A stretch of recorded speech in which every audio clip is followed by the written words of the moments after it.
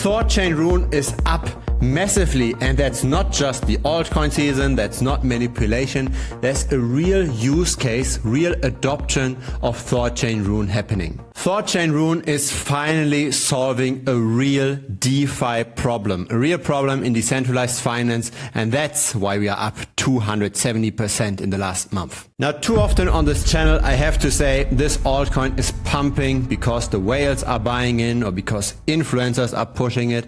That's not the case for Thorchain Rune. Here we actually see how the total value locked on the chain is going up massively. We are almost at 1 billion total value locked again, very close to the all-time highs, something we cannot say for a lot of other DeFi protocols. Now, what's the problem that Thorchain Rune is actually solving here?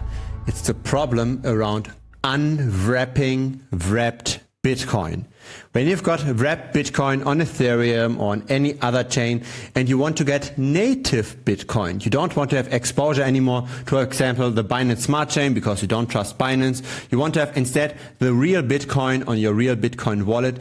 You can use Thorchain. And the reason why this is such a big deal is because prior to Thorchain, you always had to do KYC. You always had to do know your customer, submit your passport or your ID, etc. to a centralized exchange, and a centralized exchange would unwrap your Bitcoin. So the way wrapped Bitcoin works is you've got a custodian, BitGo. That's the company that holds the native Bitcoin.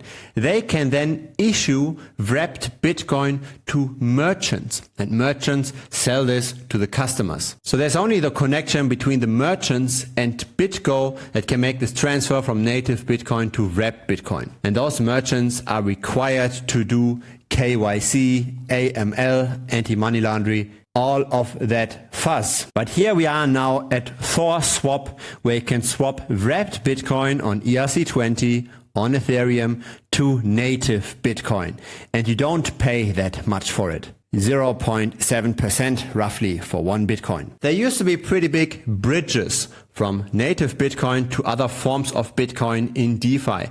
Rune BTC, for example, being one of them. But then FTX collapsed, and so Rune BTC also went out of fashion. With Thor Swap, you're actually swapping for the real wrapped BTC that's being issued by BitGo. And we can see on the website that Bitcoin is the main usage here.